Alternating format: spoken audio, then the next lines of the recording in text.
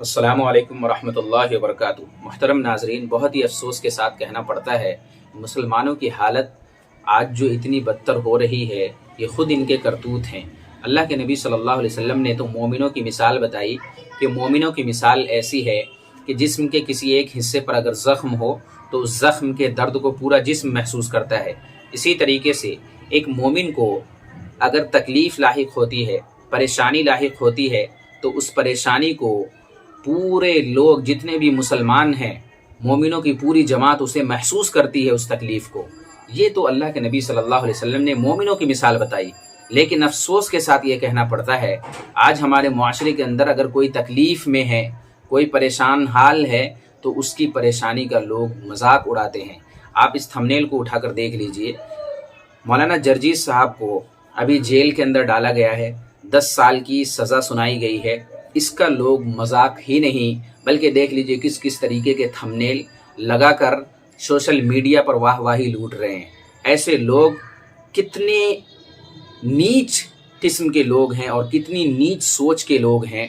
बड़े बड़े मौलाना सब इस तरह के सोशल मीडिया पर वीडियोस को अपलोड कर रहे हैं और सोशल मीडिया पर खूब लंबी लंबी तकरीरें कर रहे हैं और किसी की इज्जत को सरेआम नीलाम कर रहे हैं। मेरे भाइयों, मैं एक ही चीज़ आपसे पूछना चाहता हूं कि बताएं, क्या आपके पास कोई प्रूफ है जिसकी बुनियाद पर आप ये कह सकते हैं कि मौलाना जर्जीस साहब मुजरिम है आपके पास कोई प्रूफ?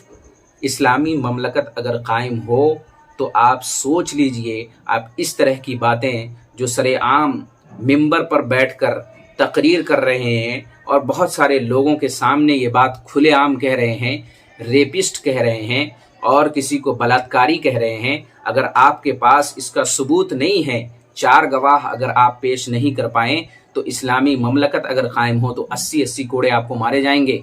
ये इस्लामी ममलकत का उसूल है। ज़रा आप इतनी चीज़ मुझे बता दीजिए, कोई अगर परेशान है तो उसकी परेशानी का आप इस तरीके से मजाक कैसे उड़ा सकते हैं? क्या कोई इंसान ये कह सकता है कि कोर्ट के फैसले की बुनियाद पर वो इंसान मुजरिम हो गया? कोर्ट ने अगर फैसला सुना दिया तो वो इंसान मुजरिम हो गया? कोर्ट के फैसले का एहतराम है, लेकिन कोर्ट के फैसले हमेशा हकीकत पर मबनी नहीं होते हैं। अगर कोर्ट के फैसले हमेशा हकीकत पर मबनी होते तो इससे पहले PFI पर भी लगा है। इसी तरीके से PFI से पहले मौलाना कलीम सिद्दीकी साहब पर भी लोगों ने इस तरह के इल्ज़ाम आयद किए हैं, उनको भी जेल हुई हैं। इसी तरीके से डॉक्टर जाकिर नाइक के ऊपर भी केस हुआ है। इसी तरीके से हिंदुस्तान की मिसाल छोड़ दीजिए, बड़े बड़े उलमा की मिसाल ले लीजिए, तारीख़ उठाकर आप देख लीजिए, अइम्मे अरबा की मिसाल ले लीजिए। इमाम अहमद इब्न हम्बल हो गए, इमाम मालिक हो गए, इमाम अबू हनीफ़ा हो गए। इन तमाम लोगों को लोगों ने और हुकूमत वक्त ने परेशान किया है। क्या आप कह सकते हैं वो तमाम के तमाम मुजरिम थे?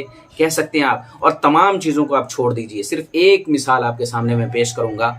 यूसुफ अलैहिस्सलातु वस्सलाम के बारे में आप क्या कहेंगे? बताइए।